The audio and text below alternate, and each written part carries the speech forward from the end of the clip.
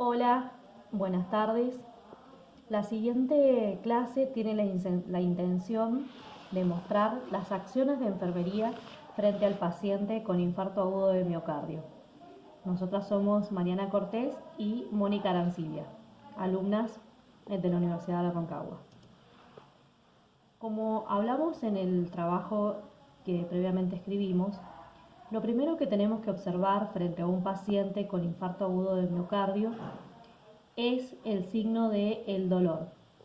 El dolor es muy subjetivo de cada paciente, pero es el síntoma más característico del infarto agudo de miocardio.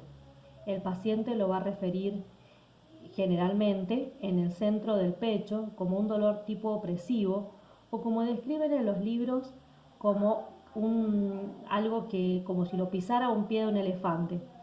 La facie del paciente va a ser pálida, va a manifestar el dolor y también puede presentar sudoración o rubicundez de las mejillas.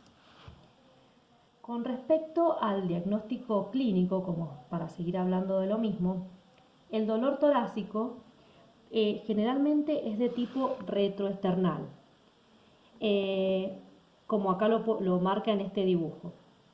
También se puede irradiar hacia el cuello, hacia la mandíbula, el brazo izquierdo, el epigastrio y la espalda.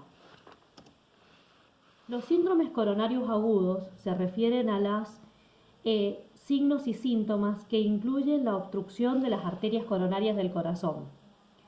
En este dibujo se puede observar una arteria cortada transversalmente, donde en esta parte del dibujo las arterias no está obstruida, en esta parte empieza una pequeña obstrucción y ya el caudal del flujo sanguíneo empieza a perjudicarse.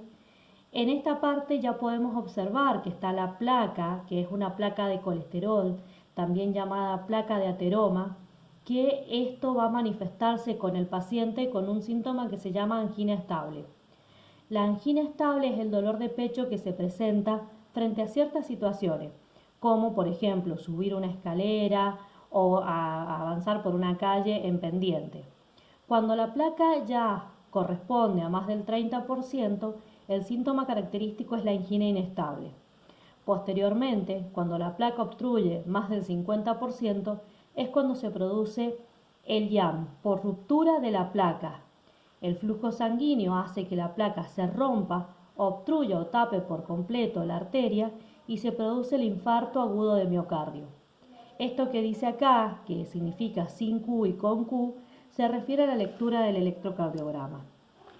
En esta otra diapositiva que pusimos, podemos observar arterias con placas de ateroma.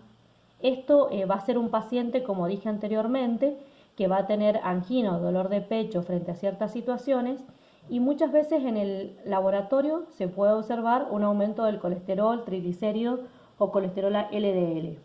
Son los pacientes que se llaman con riesgo cardiovascular aumentado. Y acá es donde la placa se obstruye más del 50%, empieza a acumularse sangre, se forma un coágulo y es cuando se produce el infarto. En este otro dibujo que está acá muestra cómo es la irrigación del corazón con las arterias coronarias, la descendente anterior, la descendente posterior y sus ramificaciones.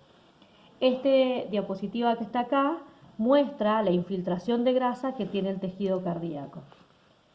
La próxima filmina se refiere a los distintos tipos de etiología que puede llegar a tener el dolor cardíaco. Hay muchas veces que el dolor el paciente lo refiere en epigastrio, por eso en muchas guardias suele confundirse con el mal llamado ataque de hígado o con una simple gastroenteritis. El dolor, y acá están nombradas cada una de las causas que puede llegar a causar. Por ejemplo, si el dolor está acá, hay que hacer diagnóstico diferencial con problemas de las vías biliares. Si el dolor está acá, con un embolismo pulmonar, un dolor mediastínico. Si el dolor está acá, hay que hacer diagnóstico diferencial con una capsulitis del hombro o con un problema de articulaciones. Si el dolor está acá, con algún dolor costal. Bueno, como dijimos en el trabajo, lo importante de las acciones de enfermería es conocer Primero la anamnesis y dejar registrado en las hojas de enfermería cuánto le duele para poder informarle al médico. Posteriormente, qué tipo de dolor es e ir caracterizando el tipo de dolor, además de tomar los signos vitales. Pero es muy importante que nosotros, los enfermeros, tengamos en cuenta las maniobras de RCP, ya que el paciente puede colapsar o hacer un síncope, caer, y de esta manera debamos practicar maniobras de resucitación. Recordemos que existe un primer minuto de oro donde nosotros de las acciones que hagamos depende la vida del paciente. Lo primero es con la sigla VOS, hay muchas siglas para esto, pero esta es una de las que encontramos más conocidas, que es ver, oír y sentir. Observo al paciente, me lo oigo si está respirando y siento si realmente tiene movimientos torácicos. Miremos en esta diapositiva cómo es la posición que se pone el cuello donde se elonga para lograr que entre más aire con la frente hacia atrás. Todas las personas que están al lado las debo alejar y debo convertirme en un orientador y no en una persona que entra en pánico. ¿Qué quiere decir esto? Tengo que decirle ubicar a alguna persona que tenga un celular y decirle: usted llame al 911 y ponerme al mando de esta situación. Posteriormente, que tengo al paciente ubicado en una superficie plana, tengo que ubicar la punta del esternón, que se va a sentir como una induración con los dos dedos. A partir de ahí, poner el talón de la mano y la otra mano encima, como muestra esta figura. La idea es hacer 100 compresiones por minuto.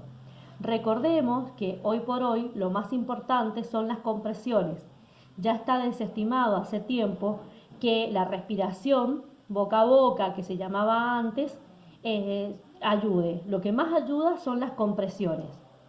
Es muy importante que adopte una posición cómoda. Como dijimos, la posición tiene que ser con los brazos totalmente rectos, formando un ángulo de 90 grados con el paciente, para poder hacer fuerza con todo mi tronco. Segundo, los brazos tienen que estar extendidos, no tienen que estar doblados. En tercer lugar, la posición de las manos, porque el cuerpo debe ir hacia abajo y hacia arriba realizando las compresiones. Para ubicarme dónde tengo que hacer las compresiones, puedo utilizar la línea intermamilar, como sale en esa diapositiva, en este dibujo de esta diapositiva, donde está en el medio entre la punta del esternón y la línea intermamilar. Posteriormente tengo que conocer el uso del desfibrilador. El cardiodesfibrilador actualmente se encuentra en casi todos los hospitales y centros de salud cabecera de nuestra provincia. El aparato generalmente suele tener este color o azul con rojo, y donde está tiene los lugares indicados que dice cardiodesfibrilador. Entonces, como nos mostramos anteriormente que voy a tomar el mando de la situación, así como ubiqué a una persona que llame al 911, ubiqué a otra persona que me va a ayudar con las compresiones, tengo que ubicar a otra persona y decir: usted, una orden muy concreta, tráigame el desfibrilador. El cardiodesfibrilador está hecho para personas que no son médicos ni enfermeros. Por lo tanto, al abrirlo me va a ir dando las indicaciones de dónde colocar las paletas, y generalmente tienen sonido en el cual me voy a ir orientando. Acá hay otra imagen de un cardiodesfibrilador donde están ubicadas las paletas. Es muy importante que mientras se haga la desfibrilación, yo no toque al paciente.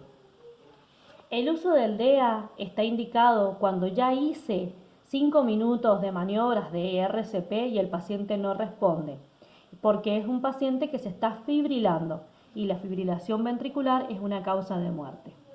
Bueno, eso es todo por ahora. Muchas gracias por su atención.